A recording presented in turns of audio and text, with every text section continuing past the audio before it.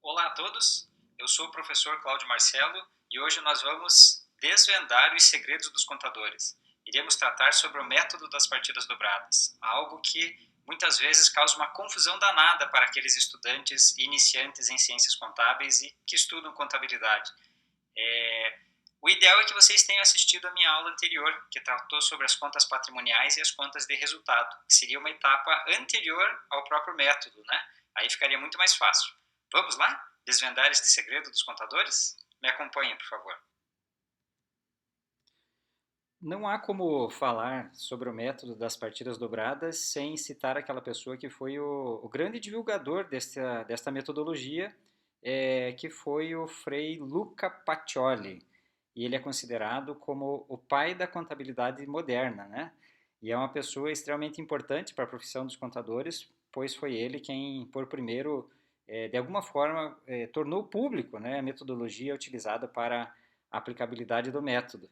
Portanto, este Frei merece, de fato, todas as nossas considerações como contadores. Aí está a, a figura dele para quem, de repente, é iniciante em contabilidade e nunca tinha ouvido falar sobre o Frei Luca Pacioli.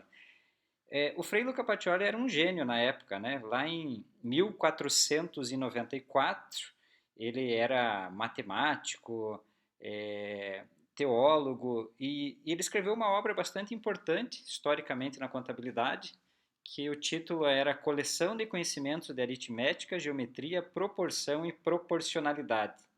E em um dos capítulos desta obra, ele tornou público, né, para o conhecimento do maior número de pessoas sobre a dupla entrada, que era conhecido na época, né, o Frei Luca Pacioli era da Itália, né, então ele era conhecido como método veneziano, ou mais tarde como método das partidas dobradas. E o Frei Luca Pacioli realmente ele era um gênio. Para vocês terem uma ideia, ele foi professor do Leonardo da Vinci, que para muitos é tido como o maior gênio da humanidade. Imagine, para você ser o professor do gênio, realmente teria que ser uma pessoa acima da média, né, em termos de conhecimento. Mas então, as premissas básicas do método das partidas dobradas, né, que tanto aflige aos estudantes, né, o importante é entender a lógica. Eu sempre digo, contabilidade não é matemática, contabilidade é lógica. Se nós entendermos a lógica desde o início, fica muito mais fácil compreender todo o método. Então diz assim, ó, existem três grandes premissas dentro do método. A primeira delas é que quando nós efetuamos um lançamento contábil, sempre deve ser identificado dois personagens, né? Ou seja, não há devedor sem credor, não há débitos sem créditos e não há aplicação de recursos sem que haja uma origem de recursos. Toda a contabilidade parte destas premissas, né? A contabilidade é feita na forma de débitos e créditos, e é justamente isso que assusta as pessoas, porque normalmente se vincula esses débitos e créditos a um linguajar comum, o que não é o ideal. Porque no linguajar comum, normalmente, a palavra débito dá uma conotação negativa e crédito uma conotação positiva. Em contabilidade não é assim. Débitos e créditos eles servem para a aplicabilidade do método. Então, na medida que vocês desassociem da mente que débito é ruim e que crédito é bom, vai ficar muito mais fácil compreender o método. Se não compreender por débitos e por créditos, eu acho muito mais fácil compreender por origens de recursos e aplicações de recursos. Todas as vezes que nós falarmos em origens de recursos, esses serão lançamentos a crédito de uma determinada conta contábil. E todas as vezes que falarmos de aplicação de recursos, esses lançamentos serão a débito de uma conta dentro da contabilidade. Então, nós podemos, de alguma forma, representar didaticamente um lançamento contábil, né? A partir do momento que nem todos têm sistemas para poder estudar, principalmente nas escolas do nosso país, né? Então, normalmente, o lançamento contábil, na fase inicial, para aqueles que estão adentrando a contabilidade, eles são representados através de uma figura denominada de razonete. O razonete é uma conta que tem esse símbolo de um T, Em inglês é até chamado de T-accounting, porque é realmente uma representação de um T. Na parte superior deve ser identificado a conta, e por isso que eu mencionei no início da aula que o ideal era ter assistido a aula anterior, que tratava das contas patrimoniais e das contas de resultado. Do lado esquerdo sempre virão os débitos e do lado direito sempre virão os créditos. Então, como uma sistemática lógica de um lançamento contábil, temos que cumprir alguns passos, né, algumas etapas, principalmente para quem está iniciando o estudo. Depois isso vem a ser automático, mas inicialmente sempre pensem assim: em todo lançamento contábil existe no mínimo duas contas envolvidas. Por que duas contas? Porque será necessário aplicar o método das partidas dobradas, né? Dobrados pressupõem duas contas. No mínimo duas contas sempre teremos envolvidas em qualquer operação dentro da contabilidade. Após identificado as contas envolvidas, o ideal é identificar os grupos a que elas pertencem, até para ficar mais fácil depois estruturar os relatórios contábeis. Nós vimos que os grupos ou pertencerão a contas do balanço, e aí são chamadas contas patrimoniais, ou pertencerão a contas de resultado, e aí se denomina as contas de receitas, de custos e de despesas. Após essa identificação, só identificar qual das contas que deu origem ao recurso, e portanto esta conta será creditada, e qual foi das contas que deu a aplicação, aonde que o recurso foi aplicado. E a essa conta, então, teremos um lançamento a débito. Então, se para vocês é confuso creditar e debitar, associem origem e aplicação de recursos. Todas as vezes que der origem, é um crédito. Todas as vezes que aplicar um recurso, é um débito. Para tornar um pouquinho mais amistoso, né, esse assunto, vamos elaborar um exemplo prático com alguns lançamentos contábeis. Olha os razonetes bonitões ali já dispostos dentro da tela, né? Não é maravilhoso? Então vamos aplicar, né, o método das partidas dobradas que o nosso querido Frei Luca Pacioli lá em 1494 divulgou, né, na Itália. E eu sempre digo assim: estudante de contabilidade, se você tiver uma grande dificuldade no momento da realização de um lançamento, tenha fé. Faça uma oração, uma reza ao Frei que ele vai te ajudar. O Luca Pacioli ajuda sempre. Então, nós imaginando que houvessem 4 grandes movimentações dentro de uma empresa, né? A primeira delas, constituição de uma empresa, inicialmente, né? Com a integralização de R$10.000 pelos sócios, e esse dinheiro foi depositado no banco. A segunda, aquisição de compras a prazo, no valor de 5.000. A terceira, pagamento de 50% da aquisição dos estoques, né? Então, comprou os estoques no item 2 ali, depois pagou. E, por último, a contabilização da folha de pagamento. Então, vamos por etapas.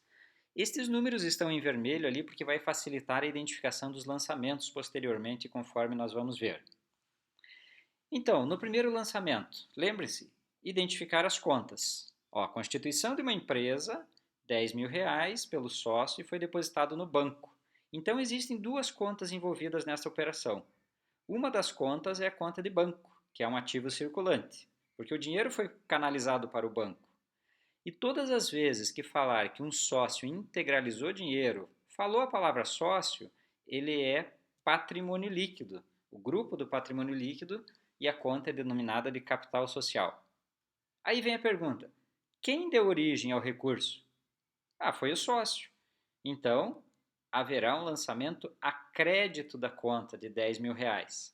Método das partidas dobradas: não há crédito sem débito. Não há origem de recurso sem aplicação. Aonde foi aplicado este recurso? O recurso foi aplicado no banco. Pronto, terminamos o primeiro lançamento. Não é fácil. Por que será que as pessoas têm tanta dificuldade na elaboração de um lançamento contábil? É só essa a sistemática. Identificar contas, grupos e quem deu origem e aonde foi aplicado o recurso. No segundo, as contas envolvidas. Olha, aquisição de estoque a prazo, no valor de R$5.000. Então, uma das contas está bem clara, que é a conta de estoques, que é um ativo circulante. Agora, como que esse estoque foi comprado? Não foi comprado à vista, ele foi comprado a prazo. Todas as vezes que uma entidade compra a prazo, ela compra de um fornecedor e gera uma dívida, portanto, um passivo circulante. E a pergunta é: quem deu o crédito? Quem deu a origem do recurso? Quem deu a origem do recurso foi o fornecedor. Então, credita fornecedor R$ 5.000 e este recurso foi aplicado aonde? Foi aplicado nos estoques. Então, debita estoques em R$ 5.000. Perceberam a simplicidade do método? A partir do momento que entendemos a lógica, vamos para a etapa seguinte. No item 3 ali, olha, pagamento de 50% da aquisição dos estoques. Se está pagando, eu só posso retirar dinheiro da onde eu tenha dinheiro. E neste exemplo, onde que nós temos dinheiro? Isto mesmo, lá na conta de bancos, né? Então, uma das contas envolvidas é a conta de banco. E se eu estou pagando, né, 50% da aquisição dos estoques, e na época eu havia comprado esse estoque a prazo, estava ali em fornecedor, então a outra conta só pode ser fornecedor. Agora, quem deu o crédito? Onde foi a origem do recurso? O recurso saiu do banco. Então eu credito o banco e este recurso foi aplicado aonde? Foi aplicado dentro dos fornecedores, diminuindo a dívida que a empresa tinha anteriormente. Então percebam, creditou banco, debitou fornecedores. Aplicamos o método das partidas dobradas de uma maneira simples e lógica. No item 4, contabilização da folha de pagamento no valor de R$ 3.000, que será paga no início do próximo mês. Novamente, identificando as contas envolvidas. Contador tem algumas nomenclaturas, né? A contabilidade tem algumas nomenclaturas. Nós nunca falaremos folha de pagamento como conta contábil. Nós transformamos folha de pagamento em uma nomenclatura denominada de salários. E salários é uma despesa ou um custo para uma empresa ou para uma entidade qualquer. De toda forma, estará na demonstração do resultado. Como eu ainda não paguei este salário, a outra conta é uma dívida. Então, teríamos salários a pagar dentro do passivo circulante. Quem está dando origem do recurso e aonde está sendo aplicado este recurso? Bom, a origem do recurso veio através de um passivo, de uma dívida. Então, nós iremos creditar salários a pagar e este valor ele está sendo aplicado em uma conta de despesa. Então, iremos debitar salários. Perceberam, então, com este exemplo simples, nós aplicamos a metodologia do Frei Luca Pacioli, método das partidas dobradas, sempre identificando contas envolvidas e aonde que está sendo originado o recurso e aonde está sendo aplicado aquele recurso. Originou recurso, credita, aplicou recurso, debita. Simples, não? Espero que vocês tenham se apaixonado aí pelo método das partidas dobradas, assim como eu sou apaixonado pela contabilidade. A tal ponto de que quando eu saio de férias, está lá, eu vou fazendo razonetes na areia. E espero que vocês também se empolguem tanto com o método das partidas dobradas que façam os seus razonetes por onde vocês passarem. Agradeço a atenção de vocês, espero que de alguma forma a aula tenha ajudado a todos a desmistificar um pouquinho o método das partidas dobradas e nos encontramos em próximas aulas. Não deixem de curtir no meu canal no YouTube, caso tenham gostado da metodologia aqui aplicada e também façam os seus comentários. Assim me ajuda a elaborar outros vídeos. Agradeço a todos. Até breve. Um abraço.